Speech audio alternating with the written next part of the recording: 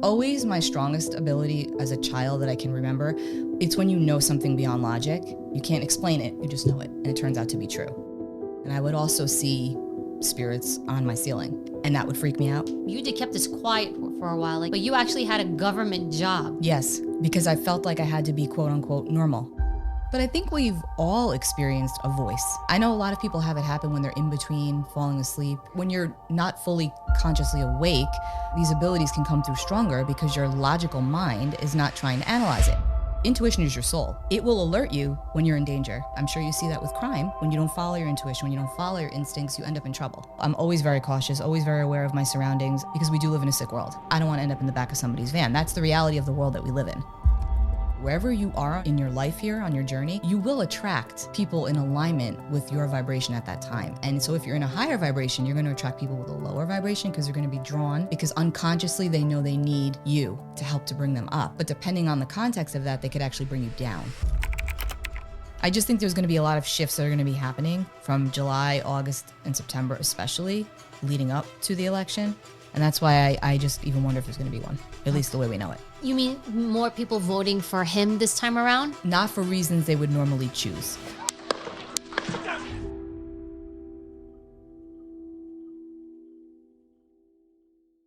First, I want to ask you, how did you get your gift? What do you call it? A gift, a skill? No, I think I just call it enhanced ability. That's all. Actually, it is hereditary.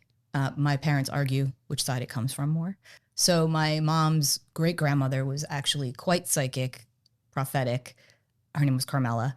And when she passed away, I was 13, and I'll never forget when she passed away. Right before she passed away, she grabbed my face, and in her thick Italian accent, she said to me, "If you abuse it, you lose it." And so that kind of freaked me out because I had known at that point that I was very tapped in to energy. I just could feel and see things at a much different and deeper level than I knew was like the average or normal for a child. But I never felt odd about it because it was just who I was. And I was always like in my little world, just kind of analyzing and overanalyzing. And because I'm also very grounded, so I always wanted to try to make sense of it. So my dad's mom was also highly intuitive. So he would argue it comes from his side of the family. My mom and dad are also both intuitive. I think I have a little bit of extra, that's how I've always been. How did you know though? I mean, I meet a lot of people. A lot of people will tell me, "Oh, I'm intuitive, I'm this," but what you are is very different. Mm-hmm. So how did you know? When did you first know that I'm seeing things or experiencing things?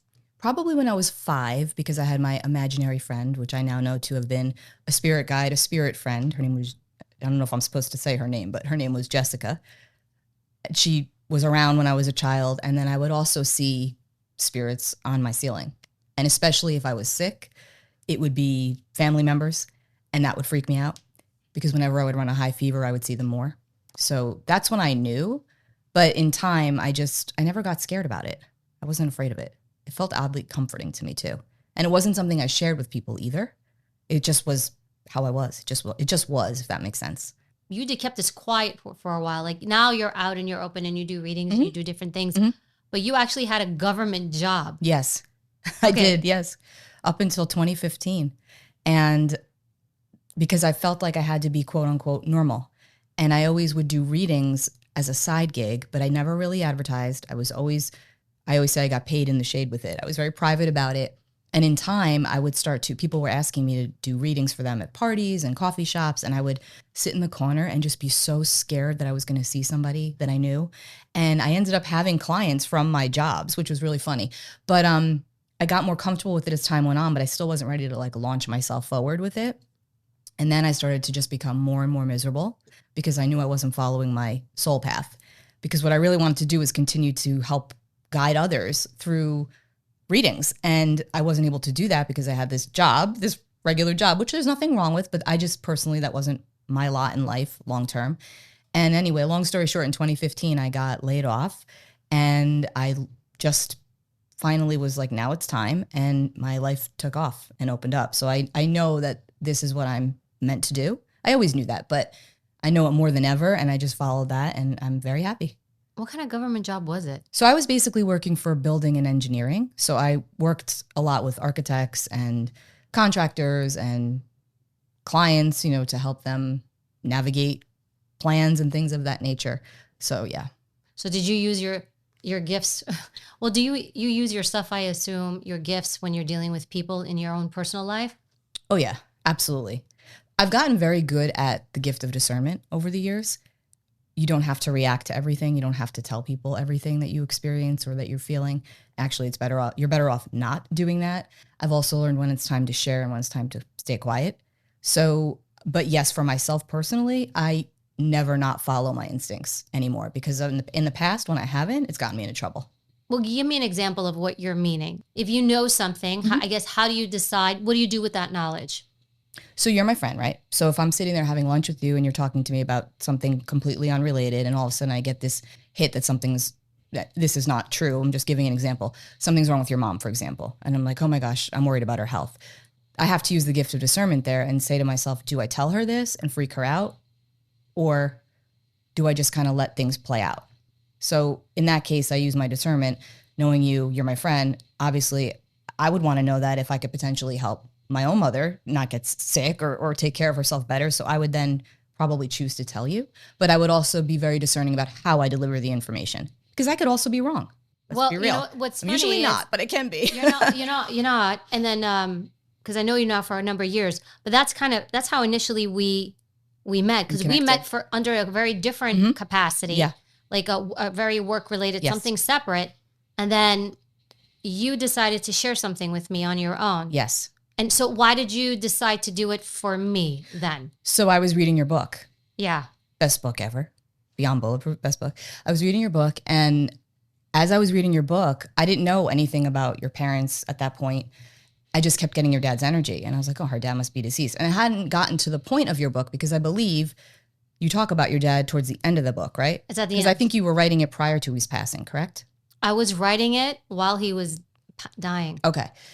Whatever happened, I just knew instinctively, obviously, that he was deceased. And then I kept just picking up on him. And I was like, okay, no, I'm just pushing it away. I kept reading the book. And obviously, who you are, I didn't feel comfortable just saying, like, she's going to think I'm a quack if I just reach out to her and say, like, hey, listen, I've been feeling your dad for quite a bit of time, and I'm just going to throw some things at you. And I waited a long time until it got to the point where it's like, okay, just write her the email. And then I reached out to you, and I don't remember what I said, but I know it definitely impacted you in a profound way, and it was accurate. And it was just, I knew in that moment that it was the right thing to do. And I can tell the difference, because it happens all the time in my everyday life. If I go into the gas station, I can see somebody's aura and pick things up, but I'm not going to walk up to them and tell them, because one, that's an intrusion of their energy, and they may not want that information, right? But if it's somebody asking me and I'm getting the guidance, go ahead, say something, I would. Again, discernment. I actually remember your email, because you wrote to me and you're like, look, man, I'm really sorry. This is going to sound like I'm crazy. Please forgive me. And I remember, but you wrote things in there that you would not have known. And I can't recall at the moment. And they were about my dad. And then when we spoke, you're like, look, I'm really, really sorry. I remember you saying he won't leave me alone. He's very kind of like. And the more I read your book, the more intense it got. And I was like, and the way you described his personality, that's exactly how it was in real life. Like, he'd just be like, no, do this. And so, you know what you actually do? And I don't know if you notice it when you're dealing with something, and sometimes you'll come to me and say, hey, I'm dealing with this. I'll give you my guidance and stuff. One thing you do that I think is kind of, and it's a compliment, I think it's very interesting and I like it. You always say, you know what? I'm going to leave it alone. And I trust that the universe, or my guides, I'm not sure how you phrase it, but you basically like, I trust that it's going to reveal itself to me. Mm-hmm. My guides, or my, it's going to be revealed to me. And I trust that the answer is going to come. I like that. Mm-hmm. A lot of people don't do that. Because when we're trying to control everything, we're not allowing space. And if you're constantly in a state of clinging and fear, you're actually going to block your blessings. You could potentially block your blessings. When you let go and you allow space, that's when things can come to fruition for you. Do you know what you also taught me to do? What? Actually, that I like? And it's happened to me before, but I never did it consciously. And then since you gave me this piece of advice, I follow it. If I have a problem and I'm looking for a solution, I go to sleep with that problem in my head. Mm-hmm. And you told me, put the question out there before you go to bed at night. And then by the morning, you'll typically have an answer. Mm-hmm. And you're right. It works. Yeah. I always wake up with a bit more clarity. And people don't realize you can ask for signs. Well, I've talked to you about You this. taught me that. And I didn't, I'll be like, oh, the first one doesn't, it's weird. I believe. Right. But then some of the stuff I'm like, nah, come on. But that's why I tell people that's when you need to ask for the signs to prove that it's real, that energy, spirit, all of it is we're all connected. It's all real. It's all legit. Yes. Well, I won't get into the weeds, but there was one thing I was trying to figure out. There was a name for my daughter, and I was going back and forth with what to name her with my husband. And you were like, just ask for a sign. And I said, all right, the sign's going to be a hawk. Oh, that's right. I was like, I want to see a hawk. And you're like, ask it. And then what did you tell me? You're like, give it a time expiration date. And I said, be specific with if it's this, you'll show me a hawk. You're telling me this, and I'm laughing because as you're telling me this, I'm like, there's no way this is going to happen. I was like, but I'll do it. And I said, all right, I want to show me a hawk. And I live in New York City. Show me a hawk within 48 hours. And then I will know to give my daughter this name. Because I was going back and forth with the name because my mom wanted a different name. I was just going to say there was a deeper meaning as to why. Yeah, it wasn't just like I can't choose a name. I felt so conflicted. And I was like, show me a sign that I'm supposed to give her this specific name. And I want to see this hawk. And you're the one you're like, pick a hawk. And within 48 hours. And I shit you not, in the mail, I get an envelope. And on the envelope, there's a fucking picture of a hawk. You know what? And I took a photo of it and I sent it to you. And you said, you psychic freak. That's what you call me. That's a very good point. I'm glad you brought that up because that's another thing that people need to know. When you ask for a sign, you don't get to control how it comes through. So it might be on a piece of mail and not be like a literal hawk. It still counts. Wait, I said, okay, I'm going to give her that name. I'm committed. And then some time went by and I love my mom, but she was like, you can't give her that name. This was wild. Yeah. This and that. And I was like, all right. I was like, I'm going to ask for another hawk, but I need something just a bit more in my face. So I get sent to, I think it was Arizona to speak at an event. And before the event starts outside, they had us sitting there having lunch. This is at a hotel. And this man from like some sanctuary comes by with a big hawk. That's right. I remember that. On his arm. That was funny. I've never seen this in my life. And he's going around from table to table. And he comes to my table and I look at him and I'm like, I don't speak bird. I don't speak any animals. I'm New York City. I was like, is that a hawk? He said, yeah, you wanna take a photo with the hawk? You're like, no. And I was like, yes, I do. I took a picture with the hawk and I sent it to you. Yeah, you were like, can you believe this? And I didn't even need any context because I knew exactly what that meant. I've never seen a hawk. That was funny. Yes. And that was it. And that's when I'm like, done, mom, you lose. I got my signs. I did not believe it. I was just like, there's no way. Yes. And I called you up. I'm like, you're a freak. But that's how talk about synchronicity, right? That's not coincidence. That's synchronicity. The universe is conspiring to give you the validation. You did teach me to be a bit more, I don't want to say quiet, but it's just a bit more, like I've always been open, but you definitely taught me to be a bit more open and to allow things and not to analyze things and get in my head so much. And it's helped a lot because I'm very analytical. And so I learned to like release and let go and just allow things in, and everything doesn't have to have this clear explanation. Right. That's very true. And most of the time it won't. Well, it's funny too, because even for myself, you ask for signs all the time. I ask for signs all the time because, it's hard to be your own, psychic. It really is. Or your own, you still need the validation for yourself as well. Even though I know I have the answer, it's like I still want that validation. And I remember specifically one time I was asking for a sign and I got like 3 signs and I was like, okay, but I need like a stronger sign. And I went for a run and an acorn fell out of a tree and cracked me in the head. And it like really hurt. And I was like, oh, okay, I think that was my sign. It's like, stop asking. There's your sign. It's interesting. I just did a podcast last week with Mike Ritland, and this came up in some way, and he actually asked me, what's your spirit animal? Mm-hmm. And I thought of you during that interview. Then he started to ask me about stuff like this somewhat. And I remember having a moment of thinking like, I think like, where my space and your space cross a bit comes with people. Absolutely. Right? Yep. Reading people. So my book, ironically, is about reading people. Mm-hmm. And I talk about in the book, like, trust your instincts, trust your intuition. So I call it that. What do you call it? What is that? The same thing. Trust your intuition. Follow your gut instincts. Your body, your intuition is your soul. It's the seat of your soul. It will tell you. That's why it's called your gut. It will alert you when you're in danger. A lot of times we're just conditioned, oh no, but he's so nice. He would never do anything like that. When meantime, your gut is like, no, I don't like this person. He's creepy. When you don't follow it. I'm sure you see that with crime, right? When you don't follow your intuition, when you don't follow your instincts, you end up in trouble. So the stuff that you feel, right? Mm-hmm.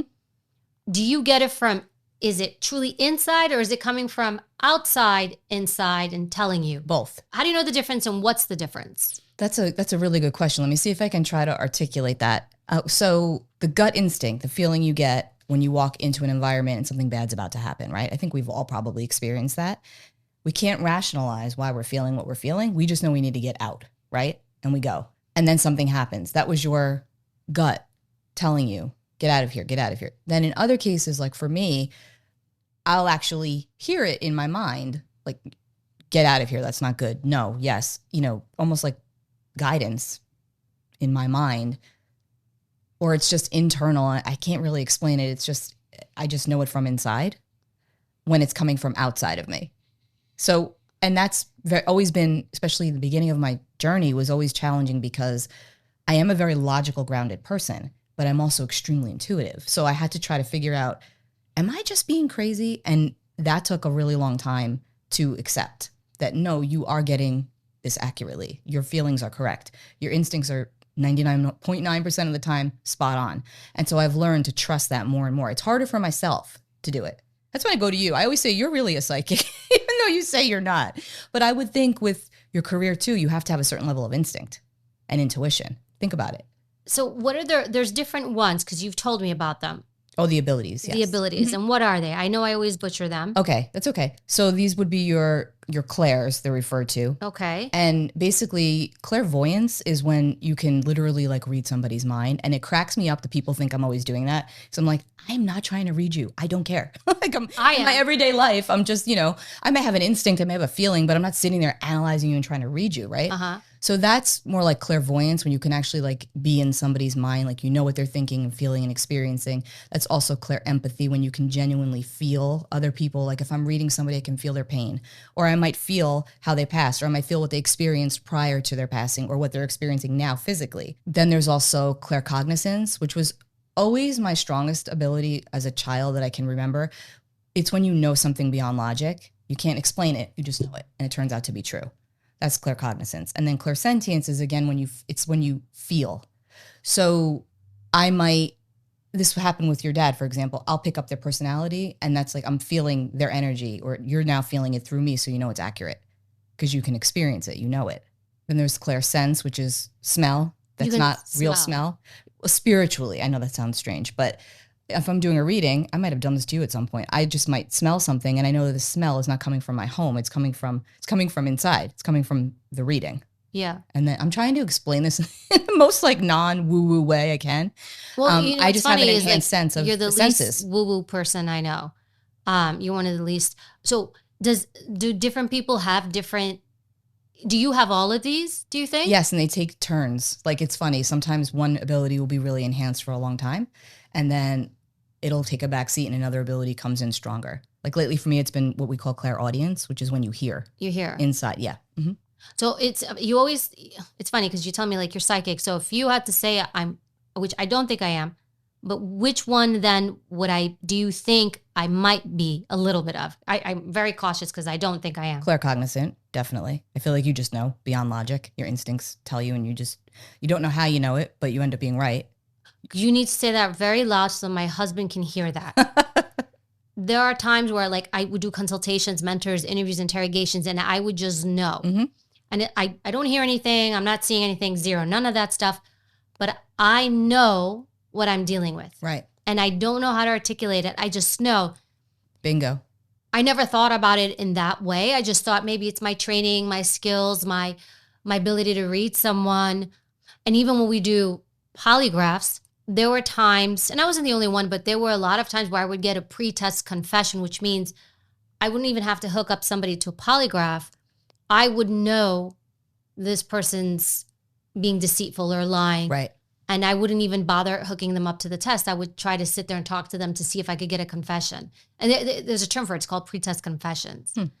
But I think we've all experienced a voice. I know a lot of people have it happen when they're in between falling asleep and being awake, those final moments before you actually conk out. A lot of people will tell me they heard like their deceased father say their name or somebody call them, and I'll say, no, that's true. That's clairaudience. Like when you're not fully consciously awake, these abilities can come through stronger because your logical mind is not trying to analyze it. Like it almost goes to you're sleep. letting it be. You're letting it flow. And one thing that I always try to explain to people is we are souls here having a human experience, not the other way around. And even if you talk to people that have had near-death experiences, and I've spoken to many people, a lot of them connect the same sentiment where they say, I was looking at my body and I recognized that was nothing. Like that was just my vessel. And that everything else that I ever did here was it's an internal, it's not something you see. It's your virtue, it's your character, it's wild. So that's one thing I always try to get people to really wrap their head around. Okay. Well, the one thing I want to wrap my head around, I always heard about people who had your abilities helping law enforcement. Now, I never used one. I don't know of any. I could probably say without a shadow of a doubt, I can't say it for sure, but I'd say 99.9% sure nobody in my agency used one. I never heard of it, but I've heard of other departments. I've heard, like almost like urban legend, I've heard. Right. How would that work? Like if they bring somebody in like with your gifts, like how would they do that?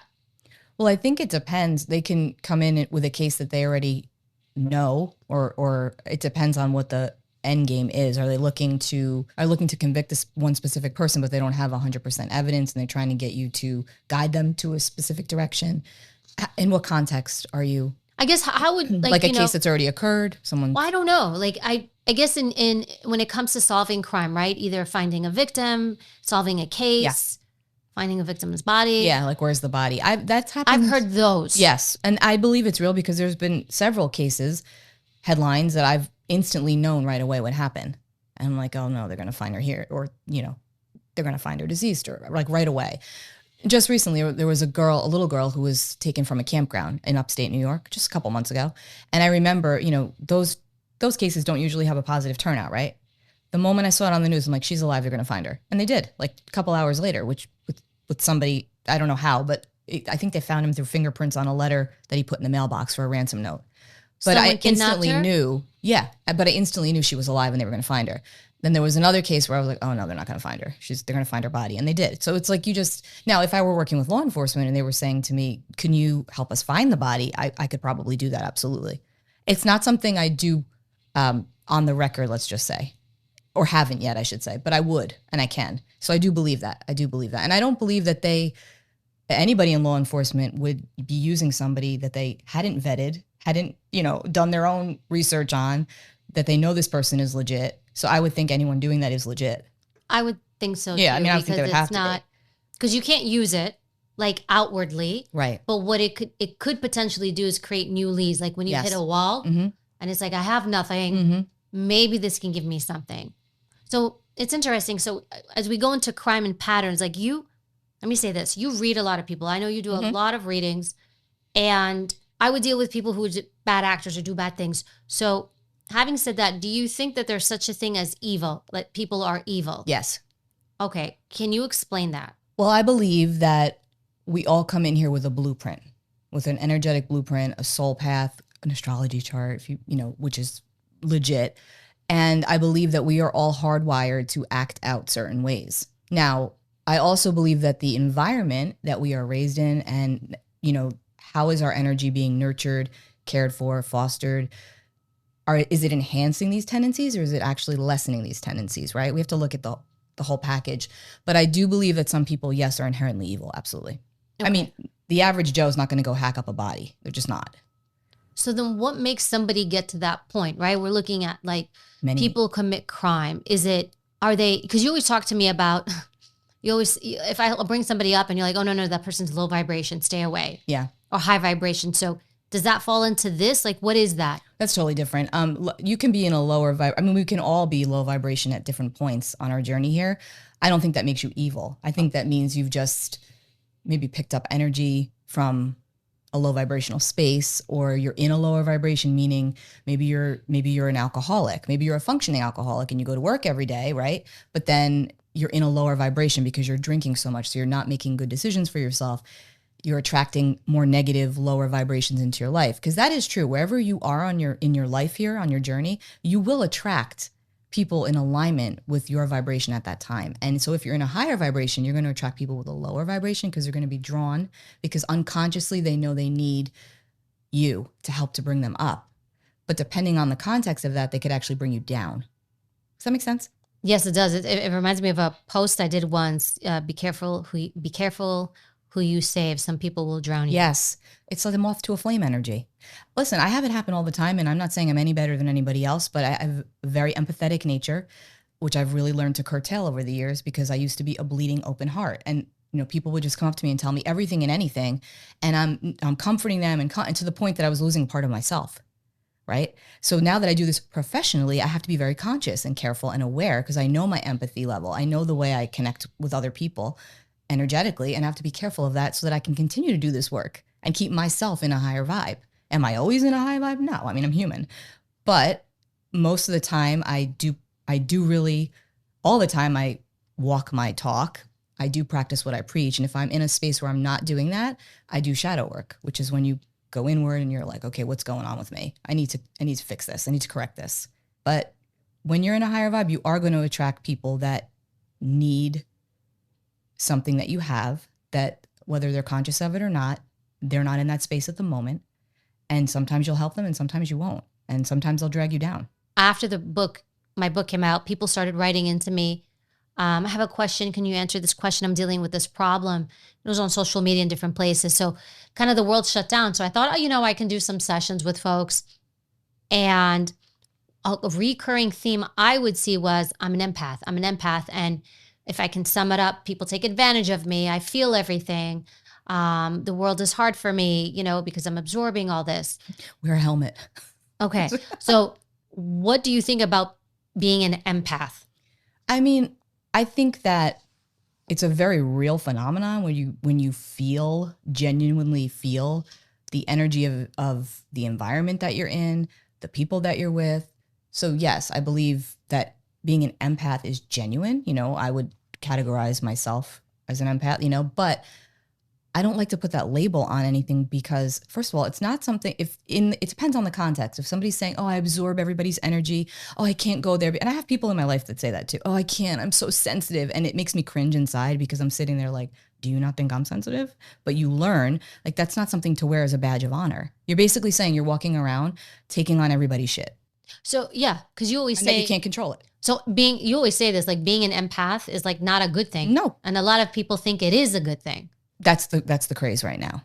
And you always make me laugh, because you always say, I think it's so funny that I have people that'll say, oh, I'm psychic. And meanwhile, I never say that, because I feel like when you are what you are, you don't have to constantly say it. You with you, it's like pulling teeth. In fact, your default is, I'm an astrologer. And I'm like, anybody can be an astrologer, Lisa. Like, I don't mean it anybody. I'm sure it comes with studying, and I don't mean it in that way, but you can maybe work towards that to learn that. Yes. But your abilities, which I know, and I don't say this very lightly, I'm a very rational kind of grounded person. But at the same time, I am spiritual. I always try to like teeter both worlds. But I know you're legit. Well, it's energy. I actually send so many people your way, by the way. Best. Thank you. I know. Because I can see it's always interesting. I can see there's sometimes I will have people come to me and they're in a space where they're not hearing. They're so not able to listen to me rationally. Yeah. And I think I'm like, they need like something deeper, a deeper penetration, and maybe connecting in a different way, or maybe getting a message from a loved one might shake them up or wake them up. Right. It's true. And they always come back to me and be like, oh my God, I did a reading with Lisa. It was great. And I'm like, yeah, I fucking know it's good. Thank you. Don't be an empath. It's not a good thing. I mean, you are what you are, right? Right. But again, it's about, you have to take accountability for your own energy. So it's your responsibility. If you're open and you're absorbing everybody's stuff, then figure out how to protect yourself. Okay. It's you can't be walking around like an open vessel all the time, because you're just literally gonna be flowing with the current of everybody else, not yourself. That's why I think 9 out of 10 people that say that aren't true empaths. I think it's the cool catchphrase right now. Well, that's why I think like 9 out of 10 people who think I don't know anything about this space, because most people don't know that I know you, when they're like, oh, I'm psychic. And people tell me all the time, and I always know I'm not one, but I know what it looks like in a sense. And like, I'm always like, inside me, I'm like, are you? Right. Are you really? I won't kill anybody's, vibe. Right. But well, I was flying home from Italy a couple years ago, and I was sitting next to this woman, and I get flight anxiety. Like, I don't really love to fly. And I'm looking at her, and she obviously didn't want to talk. So I was like, oh, I'm starting to get a little anxiety because it was turbulence. And I just looked at her again. She obviously didn't want to be bothered. And I asked her something, I don't even remember. And she took her headphones off, and she answered me, and then she put her headphones back on. And I was like, oh, I need to talk. I can't. I'm like so jittery. So I said something else. Flying? Yeah, it was just, I mean, I'm okay with it now, but I think when it gets, flight anxiety, turbulence, I don't like turbulence. And I feel like I need to entertain myself. I need to talk to somebody. And anyway, we just started talking, and I must have said something, and she just looked at me and was like, are you a psychic? And I was like, bingo, she wants to talk. So I was like, use your powers now. Now is the time to do it. So in cases like that, it's pretty funny. I think a lot of people want to feel like they're connected. And you think you're right. We're all connected, but maybe the frequency, I always think of it like when I listen to you, I feel like it's like a radio station, right? Some stations have a stronger frequency and some have static. Yes, absolutely. And some have a lot of static and you hear like 1 or 2 blips. Yes. So I feel like you're a radio station that's got all the antennas and everything. And then other folks maybe have, more static or not a good. Yeah. And I think some people need to do a lot of work to do a reading, for example. Maybe they have to meditate for a long time, or they have to go into prayer or put themselves in, and which is nothing wrong with, but I don't have to do that. Yeah, sure, it helps, and I do meditate, of course, but I can do a reading on the fly. I don't need to be, like, in other words, I'm not saying again that I'm any better than anybody else, but just to say maybe the frequency is for me, it's more challenging to turn it off than it is to turn it on, right? So it's a little different for me. I would think like a lot of people know, and I know one of my producers wants to know this. How do you protect yourself if you're an empath, or you think you're an empath, or you think you just absorb everything and everyone? Like, what do you do? The first part of that is the recognition, right? So you're already aware that you do this. So now when you go into an environment where you're going to be around a lot of people, or if you take public transportation, you can just, honestly, it can be as simple as just envisioning white light all around you, protecting you, bubbling you in. I like to do what I call the spacesuit, where I step into an actual astronaut suit and I zip it up all the way. And as I do it, I just say a mantra in my mind, like that no one's energy will penetrate my shield, whatever it is, it's personal for you. But just having some sort of a practice, that within and of itself goes a very long way. There's also things you can do, like you can buy yourself hematite stone, wear it on your left wrist, because that helps protect you and keep you grounded from taking in too much energy. I'm a huge fan of prayer, obviously, as protection, meditation, white light method. So that's really it. I mean, there's really no big practice that I do. It's just more about being aware of it, and also recognizing not to take ownership of other people's stuff. Yeah, sure, you can feel it, but then release. It's not your job. You're not their therapist. You don't have to take on everybody's stuff. It's also about, again, discernment. What are you absorbing? What are you allowing your energy field to be clogged up by? Is it yours? Is it someone else's? If it's not yours, let it go. Easier said than done, but you have to practice that. Well, it's interesting because I don't like big crowds. I mean, I did it for work because obviously we would take the president, my old job, we'd take the president and be like thousands of people, and I could do it. But I also, I guess, like I always felt like maybe I was protected because I had my vest off and on, and psychologically I could keep people. Bingo. What you just said right there is another great method. Like that's what I do, the spacesuit. Psychologically, whatever it is for you that protects you in your energy bubble, that's what you use. I just disconnect. I'm not, Okay. I don't want to say I'm not emotional. I go very rational thinking. And so especially you get around people, they're very emotional, they're panicked, they're excited, Right. they're all these things, even, and you would have to really, I think in policing and law enforcement, you have to really disconnect, because you will absorb other people's just their chaos, their energy, their stuff. Yeah. And you have to think clearly. And so I would, not just myself, actually, like my colleagues too, like you could really just, it's almost like space. It's like you just keep space between you and them. And even to this day, like I don't go to malls. I can't stand malls. I stay away from big crowds of people. I can do it. But like, even when I get on a plane, I'm that person just like, don't talk to me. Except if you're a follower, you can come say hi. But I keep a space because I don't know how to explain it, but I don't want to absorb people's stuff. Yeah. That makes a lot of sense. That's what you should do. That's how you protect yourself energetically. It's not a good thing to be picking up on everybody's crap all the time. Well, it's interesting. I hate the airport for that reason. Oh, I fly all the time. No. I'll tell you why. When you're in an airport, think about the emotions of people. Who's traveling for a funeral? Who hates to fly and they're terrified they're going to die in a plane crash? You're picking up so many emotions, right? And if you're a sensitive person, you're going to be picking that up too, right? So I could even argue that half of my fear of flying in my earlier years was probably me picking up on all of the airport vibes as well. Because when I got control of my own energy in a deeper, different way, I recognized that my fear was actually logical, because about flying, it was logical. Like, yeah, anything can happen, but it can happen in the car too, right? So I recognized that, and then I worked with the energy differently, and it didn't affect me as much. That's so interesting. I never thought about the airport because if I have to go to because I'm in New York City, right? So if I have to go to like DC or Boston, I do a lot of speaker stuff. And they'll be like, hey, what airline do you want to fly, or when do you want to book your flight? My default is I want to drive. I always like to drive. I don't like to take the plane unless I have to take the plane. I actually like to drive. You're insulated if you're driving, right? It's true. I actually never thought of the airport like that. Mm-hmm. The mall, it's funny you say the mall. I cannot go in a mall to this day. It gives me tremendous anxiety. There's something about the energy of malls. I just cannot do it. I can't handle it unless it's open. And I'm not claustrophobic. So I don't think it has anything to do with that. I think it's just the energy of malls in general I don't like. And I remember the first time I went to Disney World, every time I tried to step foot into a park, I'd have a panic attack. And I'm not a person that just has panic attacks for no reason. You go to Disney all the time. Well, now, but I'm talking about my very first time going there. It was in my early 20s, and I wasn't as aware of my, energetic absorption as I am now. And I was just picking up on just the crowds, the energy of people. And I actually went to the pool one day, and there was a woman there, and we just started talking, and she was telling me how her 10-year-old granddaughter wouldn't go in the park. And she was so excited for this trip. And from the minute they got there, she said, the second we try to go in a park, she screams bloody murder. She won't go in. And I said, she's probably a high level empath, and she's not, she's little. She doesn't know what that means. She said, what does that mean? And I told her, and she wrote me like the most beautiful email when I got back from Florida, how much it helped her. And she told her daughter about it. And the daughter was like, yeah, she dreams a lot. She gets scared in the middle of the night.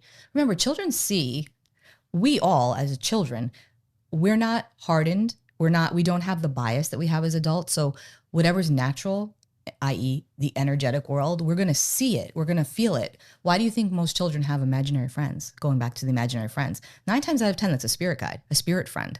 It's not necessarily imaginary, right? But we're taught, oh, that's our imaginary friend. So eventually in time, world experience kicks in, and you don't look at it as what it truly is.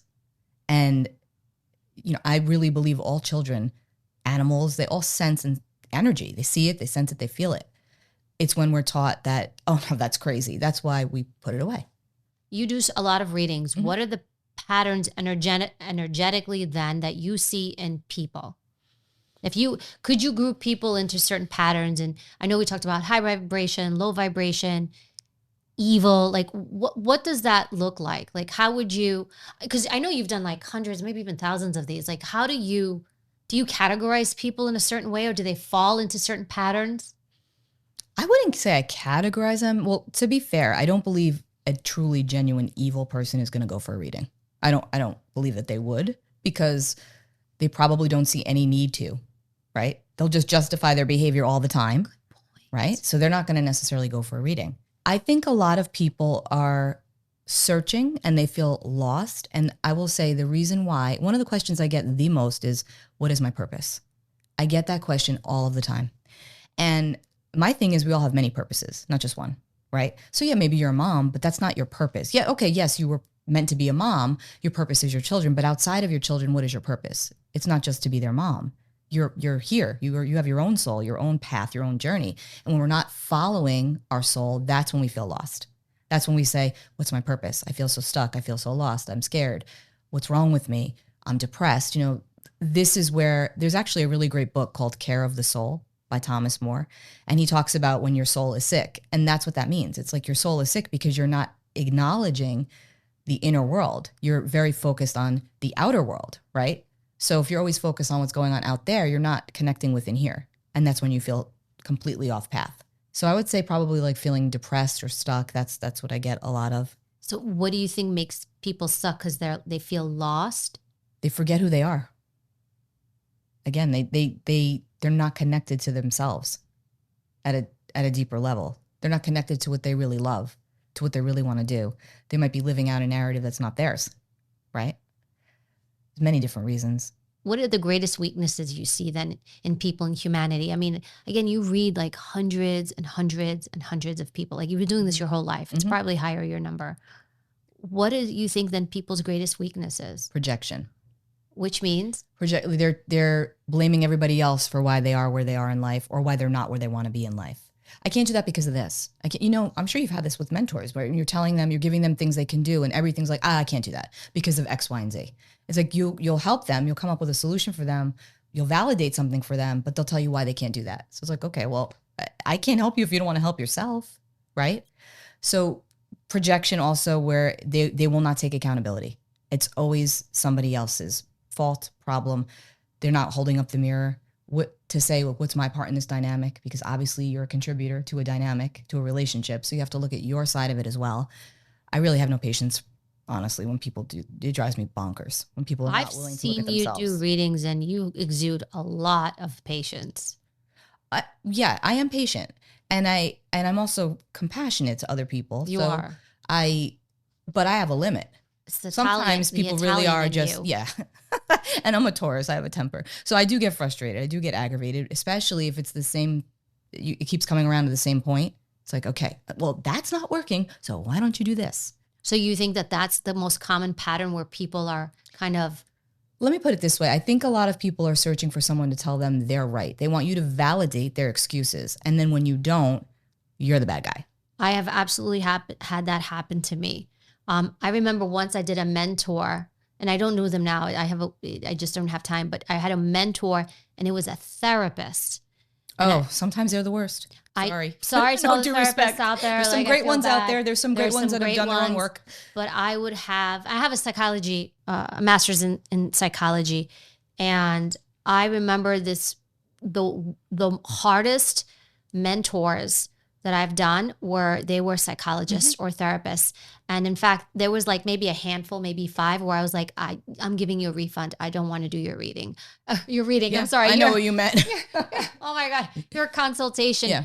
Because, and I remember one wanted me to validate all the bad things that had happened to her. And I remember saying to her, why are you here? Right. She was so angry. And I was like, why are you here? I thought you went to your own therapy, work this out. I'm helping you move forward. Right. And it's very clear this is what you need to change all of this. And it was a block. I can't this, I can't that.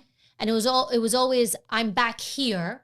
And because she was in the past, and I remember telling her, let go of the past, move forward. I said, you have to look at your past sometimes with the things that happen to us. It's like you just bought a brand new Ferrari or Lamborghini and you're trying to drive that thing at full speed, but you've got this massive U-Haul with all your shit stuffed in there. How are you going to drive fast? You're telling me I want to go forward, but you can't because you're lugging all this. So how about we leave all the bad stuff or whatever it is here so that we can move forward. Right. And at that point I'm like, I'm not for you. Right. It's true. And fun fact, I actually wanted to be a criminologist. And I also wanted to be a therapist. I just was never a school person. I never could deal with organized school where I had to sit there and follow these specific subjects that I was not interested in. So I just never finished school. Why do people, do you think, commit crime? From a spiritual standpoint, is there one? Oh, that's very layered because that's where I would go into astrology, because people don't always realize that the astrology chart of an individual is their psychospiritual mapping. Okay. So the planets, where the planets are at any given moment of your birth, is not random. Now, that doesn't mean that that's an excuse for shitty behavior, but it does mean that you come in, again, hardwired to act out a certain way. And you may or may not act that out, So I do believe some people have a soul contract where maybe they were abused in a previous lifetime. And so now they're coming back to be the abuser, or they're coming back to, I don't know, be the complete opposite. There's again, we have to be like a very specific reading that I was doing to get to the crux of that. But I do believe that some souls are just genuinely evil and they don't have any remorse. How come? Like, what do you think makes somebody like that? Do you think they know it? 9 times out of 10, but they'll probably justify it. Or, you know, it could be hereditary. It could be neglect. They could already have these tendencies and then they go through a childhood of neglect. So they're left to their own devices and they become they start acting out crimes, right? Crimes of passion, crimes of whatever it is. Or they have those tendencies, but they have a very loving family. So those tendencies tend to be thwarted to an extent. But then maybe one day it comes out, you know, in a torrent. And it's like, but they're remorseful of it. There's different levels and layers to it. Well, because I know you and I know you do astrology, which you always try to school me on and I still don't understand. But this made me think of you. So I'm going to break this out. Well, I do want to say though, that's something that drives me nuts with astrology now, pop astrology. If you go on TikTok and you see all these people, Taurus do this and Scorpio do that. That is not astrology. That is cookie cutter nonsense. Astrology is, first of all, you're not going to be your chart. I want to be clear about that. It doesn't mean just because your planets are doing this, that's the kind of person you are entirely. That's not true. But there is an element of truth to it. And when you look at that and you look at somebody's characteristics and you look at the way they tend to deal with conflict, for example, or how they function in relationships, you can pull it back to the beginning and you can see what was going on in this person's earlier years, where they're at right now, what might be standing in the way. So when it's used for productive growth, it is an amazing tool of enlightenment and spiritual awareness. But the problem is that a lot of people use it as clickbait or to just explain, oh, every Scorpio is secretive or every Aries is a bulldozer or whatever it is. You become like almost people want you to just be that sign, just what your sign says, and that's it. And that's completely false when it comes to astrology. Okay. Because I saw this and I thought of you right away. So I printed it out. Okay. And it's serial killer zodiac signs. One of my favorite topics. Okay. Which is weird because this is, to be transparent, I don't even read my horoscope. No, I know. I yell at you. You do. You know, if something's going on, you'll be like, you're this, your moon is in this rising and your sun is. So every astrologer out there just heard me and probably cringed, but you love me. All right. Serial killer zodiac sign. So this made me pause because, and I'm just going to read a couple of these off. Ted Bundy, Sagittarius. George Chapman, Sagittarius. Alton Coleman, Sagittarius. Timothy Cratchsear, I might be saying this wrong, Sagittarius. Okay, I'm going to read those. Then there's a whole other list.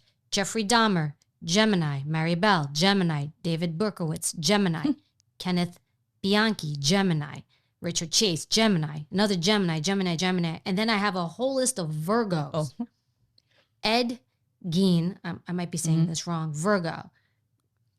Terry Blair, Virgo. Dean Carter, Virgo. And these are actually, Virgo is the biggest list. And then I've got Pisces. So what's the deal here, Lisa? Explain this to me because I don't understand. Because I could have used this when I was doing criminal interviews. Okay, I would have just been like, what's your sign? So that's interesting because those are, those are their sun signs, which means that your sun signs when you're born. So like if you're born September 1st, you're a Virgo because you're under Virgo season. But we also have a moon sign. The moon changes signs every 2 days, and the moon is your instinctive emotional behavior, okay? Emotional instinct. So your moon is more than likely in a different sign than your sun sign. And then there's also your rising sign. I don't want to make this a whole astrology lesson, but what I will say about that list right there, Sagittarius, Virgo, Pisces, and Gemini, which are the 4 signs you read to me from there. Sagittarius, Virgo, Pisces, and Gemini, all 4. Those are mutable signs. Now, what does that mean? They fall under the modality of mutable. There's cardinal, fixed, and mutable, okay? The mutable signs are those 4 signs. Mutable, they change things up. They can flow very quickly. They can manipulate very quickly. They can be chameleons. Mutable energy it's flexible. So I'm not saying that every Sagittarius is a serial killer or every Virgo, but Sagittarius is normally a very charismatic sign. They're usually very optimistic. They make people like them right away and trust them. They have something about them. Charming. Charming, yes, absolutely. Pisces can be also, I want to say mutable signs can fall prey to, or mutable placements, I should say, because there's more than just the sun sign, can fall prey to mental illness more than any other signs or placements because of the mutability. And if they don't have a handle of their own energy, they're going to be worse. Does that make sense? Does this mean that these people are maybe not as grounded and they're easily 1000%. influenced? Yeah. Oh, yeah. Absolutely. Mm-hmm. It's so wild. Like I say the same thing you say, Always. But in such a different, I say it in a more sciencey way. Yes. That's wild. Okay. But it's always the same. We come back to the same concept. Yep. So are these, and please forgive me, did you say this? Are these, I know there's water, earth, air, fire. Yeah. Water, earth, air, and fire. And what are these? Those are all of those because Sagittarius mixed. is fire, Virgo is earth, Pisces is water, and Gemini is air. So under that modality of mutable, there's one under each element. Does that make sense? Oh, so these are the most. Those are mutable signs right there. So the one's most easily influenced. Yep. Changeable. Changeable. Mm-hmm. Adaptable. All right. They Meaning don't go you're off not a script necessarily. You're not a grounded, like you're not steady. Is that a good way to say it? I would say so. Yeah. It's a lot deeper than that, but for example, Virgos are very meticulous, orderly, and clean. So like to commit a crime, they probably leave like not a trace of anything. I'm not saying go commit crime if you're Virgo. I'm just saying that could be one very small piece of an explanation of the Virgoisms with serial killers. Meticulous, methodical, good with machinery maybe. Who are the Virgo ones on there?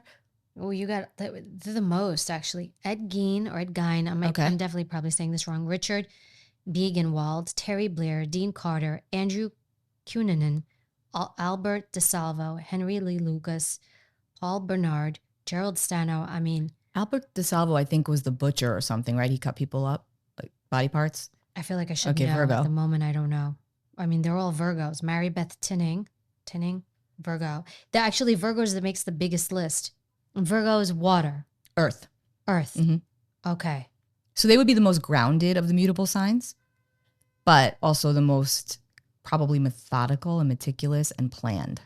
Okay. Right? So because this is a mutable, more movable sign, they're the ones who are the least grounded. And what would be a most grounded sign, or the steadier? Or does even such a thing exist? No, I mean, yes, Earth, like Taurus, Earth sign, Capricorn, Earth sign, grounded. You're Taurus. I'm Taurus. I'm Capricorn. Grounded. But didn't you tell me Capricorns can kill more people, or they? Yeah, but it's usually not in like a premeditated murder way. Yes. It would be probably self-defense, or they just snap and they've had enough of people. I don't know, but it doesn't not. And again, there's always going to be exceptions. Well, I mean, I was in law enforcement, and so yeah, makes sense. You know, you're trained to take a life if you need to take a life. Yeah. It's hard. It's hard when you're just isolating a sign because it really is about the whole picture, the pattern of the person. If they have a lot of mutability, for example, if all their planets are mutable, they're going to be very ungrounded. They could be a Taurus with like a ton of mutable other planets in mutable signs and be completely ungrounded and all over the place. So, but it depends. So let me ask you this then. Everybody, I think the world's kind of in an unsteady place a bit right now, and there's emotions and different things. A big thing people ask me is, how do I protect myself? A lot of fear. So then how do we protect ourselves? What do you know to look for, in someone from your lens? I know I have it from my lens, like the red flags. Oh. What are yours? So I'm going to take it to children for a second, just because I have a lot in my family. I have a lot of nieces and nephews, and this is something I say to them all the time. No adult should ever ask you for help, unless it's your mother, your father, aunt, your uncle. If your neighbor says, oh, come over and help me find my dog, or a stranger says, help me do this, no adult should ever ask a child for help. Would you agree with that as law enforcement? Yes. Are we talking about strangers or even family? Strangers or even people that you kind of know. Maybe somebody lives in your neighborhood. I don't know. I just err on the side of caution. I don't trust anybody that I don't know. Yes. I just don't, especially when it comes to children. But also, even as an adult, I'm always very cautious, always very aware of my surroundings. I'm not on my phone when I'm walking to my car. I'm not gonna actively try and be a victim. I'm gonna be very conscious and aware of my surroundings all the time, because we do live in a sick world. And so to sit there and think, oh, everyone's so good. No, they're not. And you have to be aware of that. And as women especially, we tend to be more empathetic in general to other people. So if an older man comes up to you and says, "Oh, can you please help me go to my car? Can you?" One of the serial killers used that tactic. I think it was Ted Bundy. He would dress up as, one of them did, I don't remember, dressed up as an older man or pretended he was handicapped. That was it, to get somebody to help him move a couch, and he got her that way. Like you sometimes have to just be like, yeah, I might be an asshole right now, but I'm going to have to say no because I don't want to end up in the back of somebody's van. That's the reality of the world that we live in. Right? So now, again, you may have a feeling, oh, this person's totally harmless, and you might be totally right. Or you may have a feeling that they're not, and then you feel guilty, right? And then you end up in that trap, in that predicament. They lure you in. Yeah. That's where empathy gets us in trouble. Anybody. It's a good thing to be careful and not to help. And then I think it's also a bad thing. You know, I was just talking with my criminal justice class yesterday. I was teaching criminal justice. And we talked about what it means to be a hero and helping people. And one of the things we see is today, if something's happening to someone, society, there was a mass shooting, Kansas City parade. There's all these people there, like tons of people. A shooting happens, and as the shooter's running away, in a crowd of like, I don't know how many people around, only one person tackled the shooter. Yeah. One person out of, I don't know how many people, dozens and dozens and dozens. I think there were like 1 million people at this parade. One person did something, just one. And I remember thinking, how sad is that there's all these people there and only one human being did something, tackled him, that probably ended up saving a lot of lives. Right. Interesting. So it's protect yourself, but then also, I feel like that's a little bit of a different situation because it was a mass shooting. Okay. And I think that, and I mean, I don't have to tell you this, the fight or flight activation is so real. I don't think you know what you are until you're in a situation where that's an option. I agree with that. Yeah. So I like to think I'm fight because I have been not in situations like that, thankfully, but I have been in situations where I just immediately go into action mode. Like I have to take control. And as much as I can be afraid of things, in moments where if somebody needs help, I like to try to go in and what can I do? How can I change this? But I don't really know. I've never been in a situation like a mass shooting. I hope I'm not like, knock on wood here. But you brought up Ted Bundy before. Mm-hmm. And so Ted Bundy is very notorious. I mean, there's been all these documentaries done about him. Yeah. He's deceased. Mm-hmm. Why did he do, like, obviously you're a medium. And I don't know, like, I know you also shield yourself. But, like, if I were to ask you, like, why did he do, like, maybe, man, I don't even know. Like, can you connect? Like, would you want to connect with someone like that? And can they tell you, like, what they did or why they did it? And, like, I'm sure you can. I personally have not. I wouldn't even say I could because I've never channeled any dark. No, I have channeled dark, but it's a different feeling. Like I actually feel sick when I do it, and I almost feel like my guides protect me from that most of the time. They don't want 9 you to times do out that. of 10, and I know when I need to go in a different direction. But as far as that goes, I've not had that experience. Yeah. Like if I had his birth chart in front of me, I could analyze him in 5 minutes. Right. And say and explain why he might have done what he did or where that might have started, or, you know, I could pinpoint it that way. But psychically speaking, I wouldn't even want to connect with him. Do you think then, like, since he's deceased, right? And if the soul does go on, right? I'm not trying to be who sang that song? Celine Dion. The soul goes on. So if the soul goes on and spirituality, all that, does someone like that, like, do they learn anything from this life, or do they go over and think, like, what did I do? I think it goes both ways. So from my experience, from my perspective, my beliefs, when we leave this dimension, we actually go into like a waiting, think of it like a waiting room or a holding pattern where they say you see your life flash before your eyes. That's where you have your life review.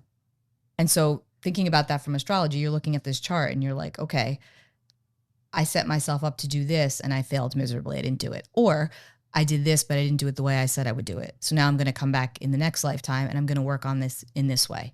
So does he? So some people do absolutely learn, like, you know, once they leave their body, their physical body here, and the soul goes on, I do believe they see it differently. They see it from a higher perspective in a way they didn't see it when they were here. So if everybody transitions, I know like the term is transition. Mm-hmm. when people pass away, they say transition. So do they go where everybody else goes? So does it matter like what you do when you're on this earth? Well, I'll say this. And again, I'm not, this has not even anything to do with religion. I don't really believe in hell, for example. Yeah. I energetically believe that when you do evil, there are ramifications for it, spiritually speaking. I do believe that. And I do believe you have the opportunity to come back and set it right in the next lifetime. Do you keep coming back? Do you choose to come back? Like some people do, some people don't. Some people have many lifetimes, some people, no, they don't. So then for the average person, let's just make it for the average person who doesn't know astrology, based on all this stuff, what would be the signs? People ask me, how do I know if somebody's a sociopath or antisocial? And I don't, when I say antisocial, I don't mean, I don't want to hang out at a party. Antisocial means like I don't conform to society. I do what I want. What do you look for? Like, what would I need to, I mean, I know how to look for it from the behavioral standpoint, but from your standpoint, like what would someone look for? You have to trust how you feel around people. Your nervous system will respond to people. It always does. Why do you think babies like certain people and gravitate to them? 9 times out of 10, if a baby if one baby gravitates towards someone, all babies gravitate toward that person because it's energy. They feel it. They can sense it. They can feel it. They don't have any bias, right? We all have that instinct, but we tell ourselves like, oh, but that's my boss. He would never do that. Or no, that's my friend. They would never. But what is your gut telling you? How is your nervous system responding around specific people or groups? That's your key right there. It's not going to fail you. It only fails us when we don't listen to it. I agree. I'm sure you've heard from victims, right? If only I had trusted my intuition. I would hear it all the time. People like, I felt bad. I gave this person a chance. There you go. They didn't say anything or do anything to me. I didn't want to be rude or mean.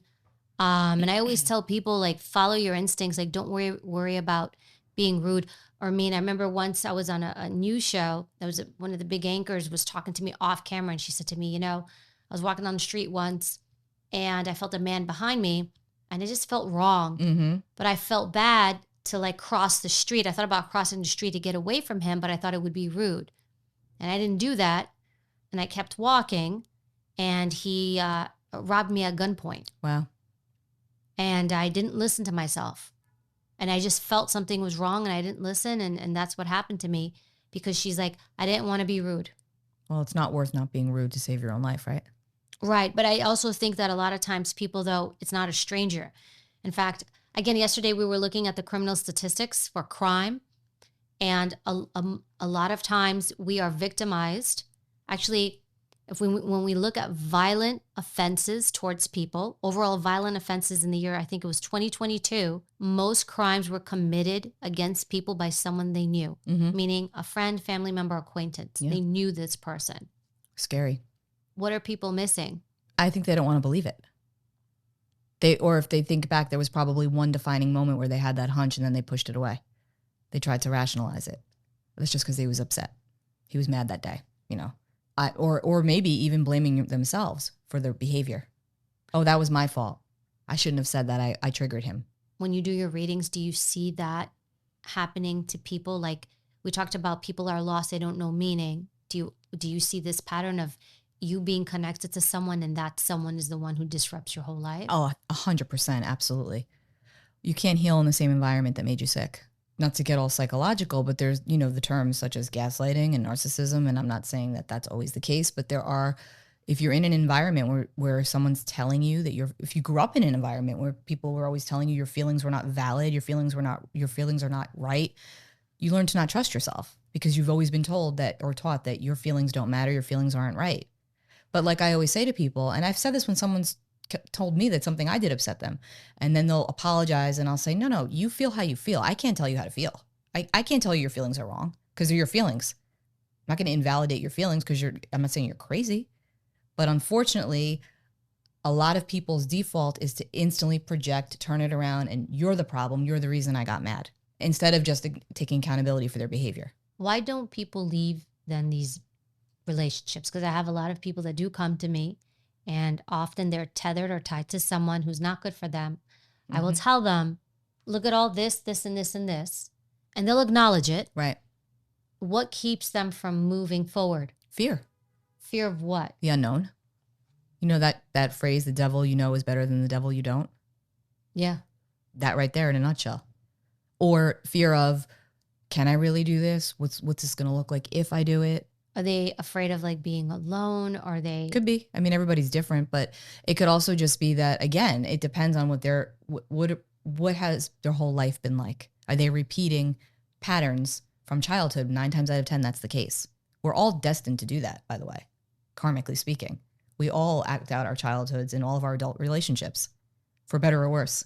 What does that mean? Meaning, whatever triggers you had as a child, they're going to play out in your adult relationships as well. And if you don't deal with them and acknowledge them, they're just going to keep playing out with different players. And you're going to keep, Carl Jung said it best, the Swiss psychoanalyst. He was also very much into astrology. He said, until you make the unconscious conscious, it will direct your life and you will call it fate. And that's so true, because if you're not conscious of it, if it's in the unconscious, you're just going to keep blaming it on everything around you, everything outside of yourself, when the answer is really inside. And once you come to terms with that, you become like an unstoppable beast, because it doesn't matter what anybody else thinks or says or does. It matters what you believe of yourself, what you know to be the truth. When you know yourself, it makes all the difference. And that doesn't mean just knowing the good stuff. You got to acknowledge where you can be an asshole too. I do that. I do too. I check myself all the time. I do stop and like, why did I do that? Mm-hmm. How am I thinking? Yeah. Or why is that pissing me off so much? What is it in me? What do I see in them that's really, what's the irritant there? It's not about them. It's about me. That's true. Yeah. Like if I find myself losing patience a lot with people or being off or like having that, I always stop and I'm like, it's me. Something's off inside of me. Mm-hmm. And I need to figure out what that is, because it can't be like everybody else around me is the problem. Right. And a good gauge of that too is if you find yourself constantly in a state of self-reflection where you're sitting there saying, is it me? 99% of the time, it's probably not you. Because people that are genuinely self-reflective are going to know when they mess up. Because I know nobody will ever criticize me more than I criticize myself. Because I'm very hard on, you know that. I'm very hard on myself. You are hard on yourself. Very much so. And I've learned to ease up on that. In fact, when you call me sometimes, it'll start with, is it me? That's your line. Because sometimes I ask you a question, is it me? Well, because I know that I can be sensitive to other people and their emotions. So sometimes I might take it too far and they may not have meant it the way I took it. And that's why I always like to kind of get like a sounding board there. Is it me? Am I being sensitive, or am I reading that correctly? Because hey, it's hard to be your own psychic. Let's be real. We all need to bounce things off of other people. You bounce things off of me. It's always interesting. I never stopped to think about it, that you have your gifts and yet you bounce things off of me all the time. Yeah. And then I'll do the flip side. Exactly. But I feel like you see the world differently than I see it, right? It's weird. It's like I'm rational, cognitive, but then at the same time, I do feel like I always try to think of my spirituality and my soul. I try to keep those somehow. I try to work on them both, but I'm more rational, and a lot of times I'll come to you. I'm like, hey, I'm going to present a scenario. What do you think? Right. Or rather, maybe for you, it's like, what do you feel? Right. And you do that for me a lot. Yeah. And sometimes I'll tell you I'm not feeling it, or I can't really look at that right now. I'll get back to you. Because sometimes I'm not, I don't feel as tuned in where I could give like a proper assessment. But I often you'll be like, hey, just be careful here. Oh yeah. Yeah. You give me, but it's not like it's not like you'll guide me like the situation feels good, or I would be careful here with this person. I'm not sure about them. That's where I will, to answer a question to circle back to a question you asked me earlier, that's where I will tell my friends, if I have a feeling about someone they're doing business with, or somebody a new friend, whatever it is, if I get a vibe like that, or I feel like they're being taken advantage of, I will say something. I'll just say, hey, just watch yourself. And believe me when I tell you, I'm a possessive person over the people that I love, but I'm not a jealous person. There's a difference. So like, if somebody's hurting someone I love, I go into like I get very defensive, but it's not a jealousy. And I know that about myself. So I know to check myself and be like, I'm not jealous you have other friends. I'm just letting you know, hey, watch your step with that one. I don't trust them. And 9 times out of 10, they'll figure it out on their own, not shortly after. So then what are we here to experience? Just to feel? Yeah, to feel more and to evolve into the best version of yourself. How do people know if they're evolving? Well, I think that when you take accountability, when you're self-aware, when you know who you are, when you're not doing things to try to outdo other people, and you know that deep in your soul when you're doing why and how you're doing things. Are you doing it out of competition or are you doing it out of love? Right? When you're accountable and you check yourself constantly, you know you're an evolved person. No, well, you get a mixed bag. Yeah, I get everybody. Yeah. Initially I was going to say you get probably a lot of people who want to evolve, but then I was like, no. Not always. No. I will say I'm very blessed though that 8 times out of 10 they do. They're looking for that key. There's something that they feel they're missing and they know they have it in them. And I'm just the key that helps them unlock it. And then the other 2%, I mean the other they don't want to hear what you have to say. They don't want to change. They want you to validate their behavior. And when you won't or can't, they get frustrated and they just don't come back because they don't really want to change. No. They just want you to tell them that they're right. Yep. And that they're a victim of this world. And something that I always say to people about relationships when I wish she would do this or I wish he would do that. And I always say, look, think about how hard it is to change yourself, to change your own hardwiring patterns and conditioning. Really, it takes a lot of conscious awareness and work. Now apply that to someone else. Maybe that'll give you a different perspective on what to do in certain relationships. Do you think they're capable of that change? Are you capable of that change? Why I walk away from a lot of people. I have to. Yeah, you have to. You get to a point where you can't, it drags you down, man. You can't do it. This point in life too. I think that comes with age as well, right? You just sort of become more, you instantly know who's good for you and who's not. You can feel it. And I mean, like when you and I met, we just connected right away, and I felt like we were very similar, even though we're not the same. We're very similar energetically. Like we don't like BS. We like real people, authenticity. And in this world, that's not always easy to find. And it's not because people aren't authentic. It's because they're afraid to be authentic. There's a difference, right? Yeah. It's about being who you truly are unapologetically. Well, sometimes like when I'll see like, and I post and I share, but I'm also very careful about what I read, but I'll see people post like how to be very charismatic or how to be more charismatic, how to draw people to you. And I feel like when it's done from that angle, you're not doing it to connect with people. You're doing it to manipulate people so that they can like you. Yeah. And people sometimes say to me, how do I make people like me? And I'm like, why do you want to make people like you? Right. Why is what that are you trying to prove? Well, why is that your end goal? Right.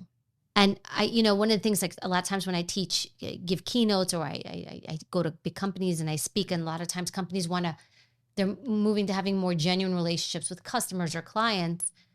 Well, I tell them, why don't you focus instead on building a relationship, being professional, being respectful, taking care of someone, building rapport, genuine rapport. And then if you do those things, you know what's going to happen? They're going to like you. Right. But people come in with help me get people to like me. And I'm like, what? Right. What for? That's a very interesting concept. I never thought of it that way. Like, why are you trying to get people to like you? What's your end goal? I need to be liked. So then why do I need to be liked? What about me is missing within me that I just want everybody to like me? Yeah. Versus, should my behavior not exude doing the right thing by people, being genuine to people, being respectful of people? And then if I do those things, then guess what? People, they will like me. Right. Or at least respect you. Yes. Right. Well, that creates likability. And likability was important because even when I did interviews, I knew fundamentally I didn't get confessions because I was a great examiner. I was good. I got good training, but I got them because I understood that if I was warm and compassionate and likable to them, and I didn't try to do those things, but if I could generate those feelings authentically, I would actually get more information. I would get confessions. Right. From people versus sometimes when you see these police interviews or you watch them on TV and they're very much like in people's faces, or they try to manipulate them, it never works. It always backfires. Right. You might be good at getting confessions. Probably. I always say to people, I might not always be right, but I'll always be real. Like I actually can't. You know this. My face usually gives everything away. If I don't like something. No, you have a good poker face. Do I? You do. When you do assessments or readings. Oh, no. Readings, yes. Everyday life, though, I think. You give nothing away. I've seen you, and I've seen people ask you some bizarre questions, and you're just like, whoop, and you have a really good poker face.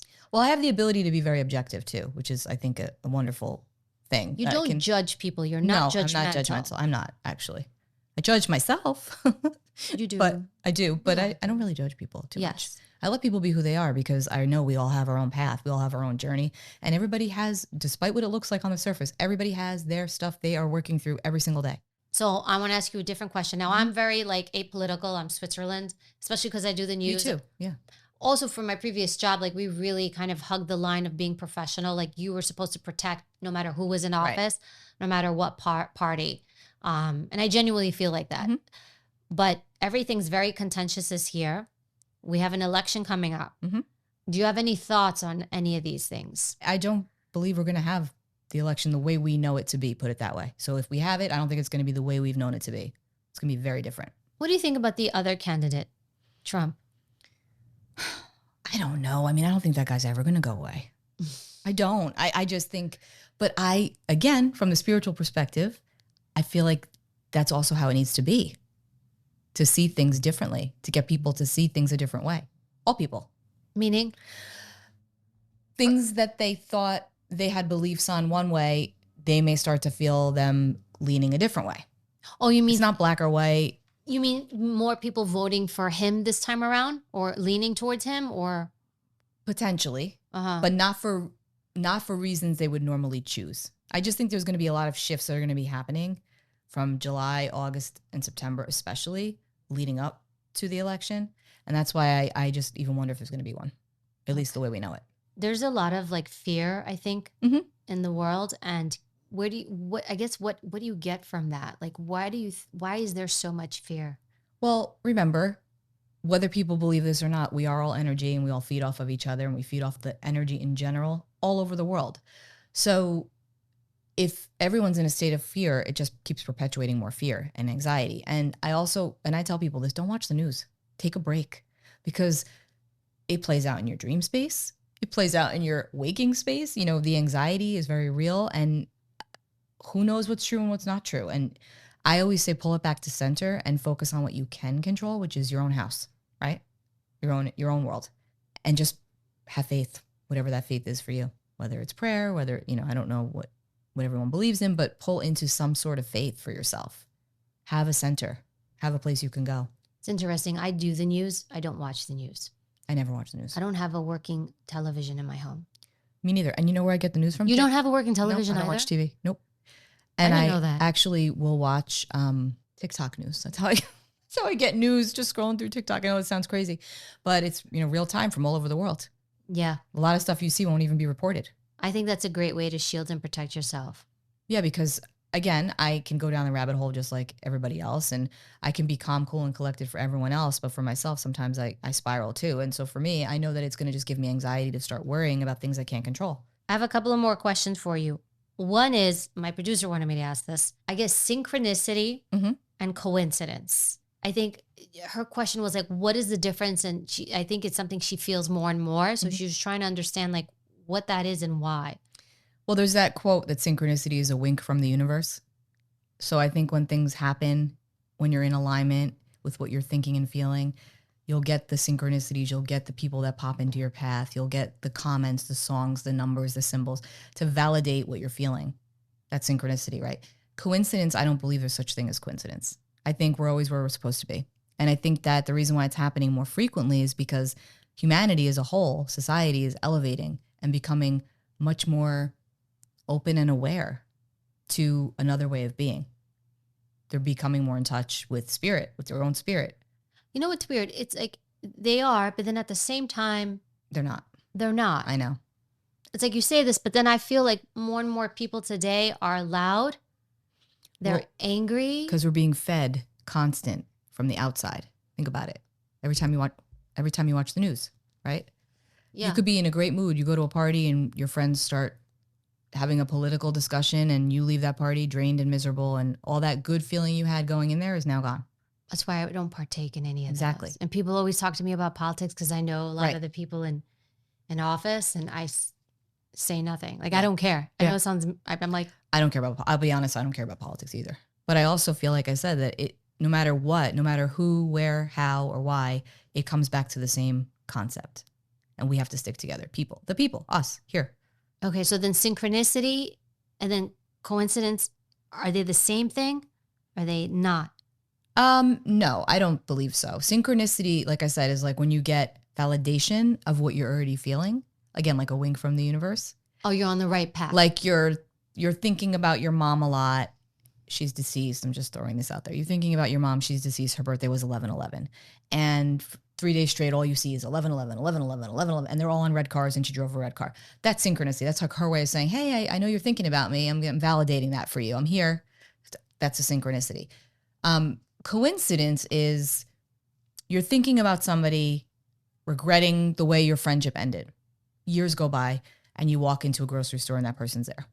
And you're like, oh my gosh, like what a coincidence I would see them here.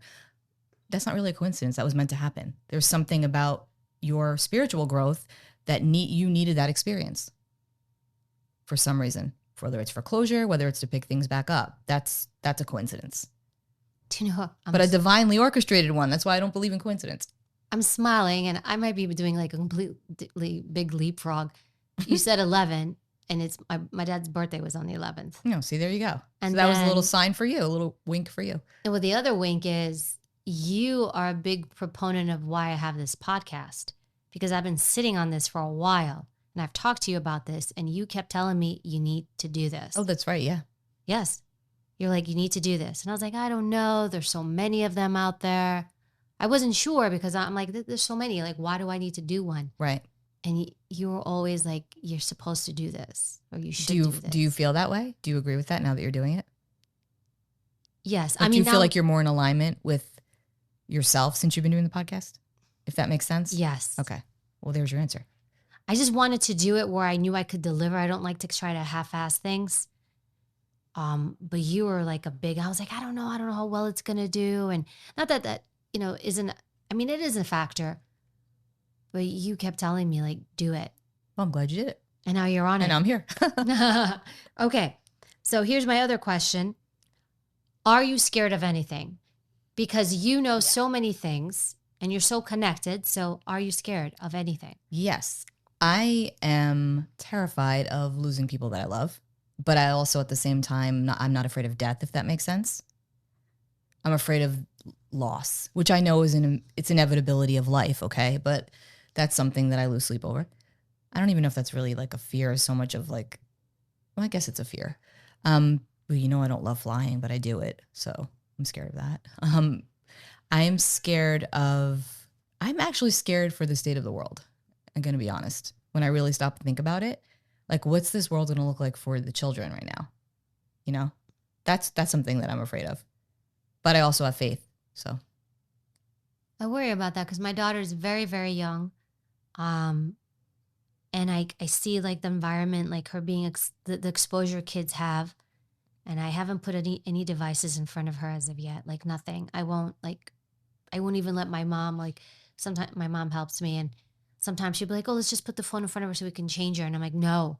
Yeah. No. You don't want to get her on that track. I don't want her to see social. I don't want her to see a device. I don't want her to learn that the only way she can be still is with a device. Right. Like, I want her to learn how to regulate herself. And even if she's having a tantrum, like, just let her have it. Yeah. Because then she's not going to know what to do with it when she has it. So I guess I look at it like she's practicing for real life because, like, you're going to have these emotional roller coasters. Let her experience these emotions so she can learn how to cope. Right. I think that's healthy.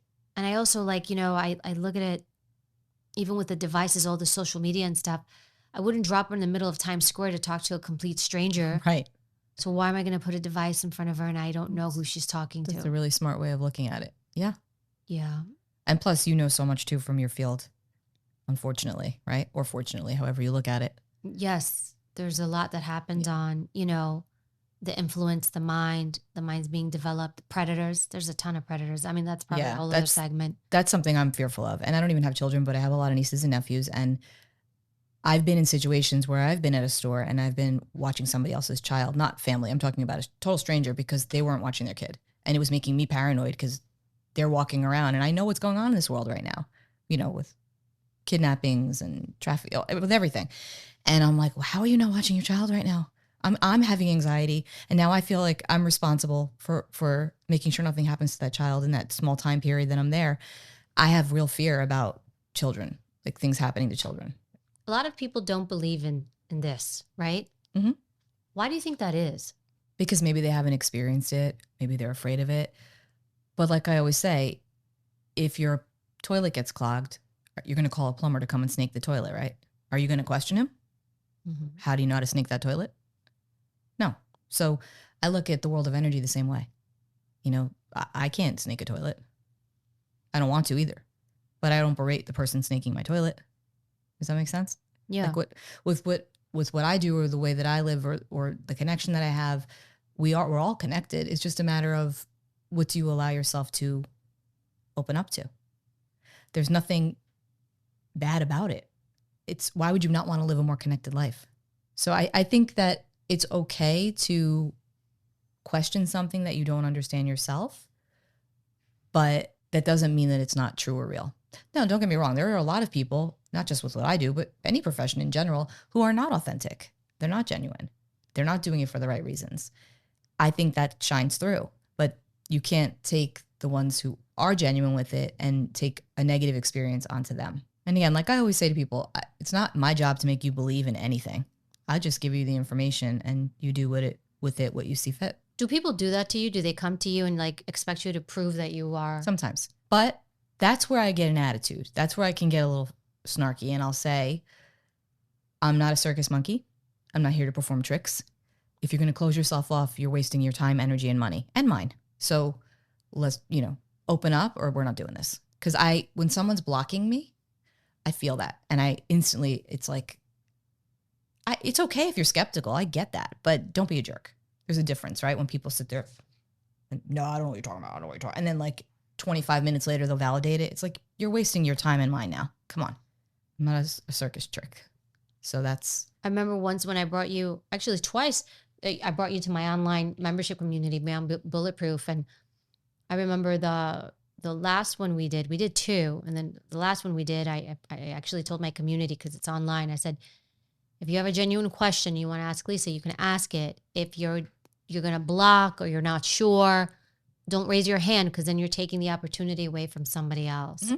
It's frustrating because when they're doing it to you too. That's the thing. Yeah.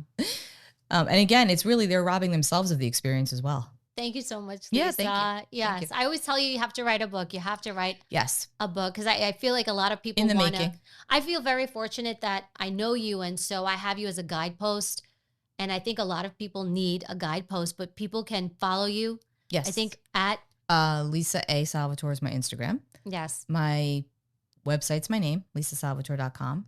You have so much. Well, you're definitely all over social media. I love all the videos you do, especially for astrology, if people want to learn. And you have an online course that you're also doing as well. And they can book readings with you, although I know you get booked pretty quickly. And I also teach, I have a course on there on how to use tarot cards to open up your intuition naturally. That's on my website.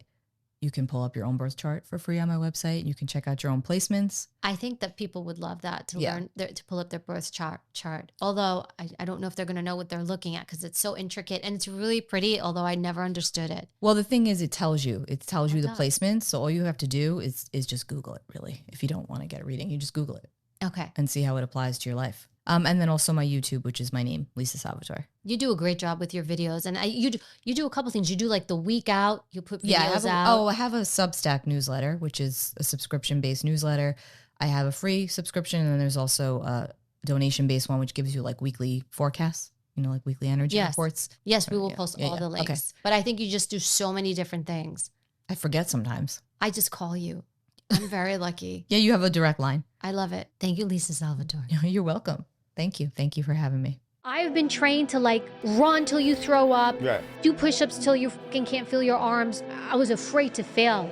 If you go at that all the time, you will not be optimal. Don Saladino. Don Saladino. Don Saladino. A world-class trainer and coach, Don Saladino. A celebrity trainer for Ryan Reynolds.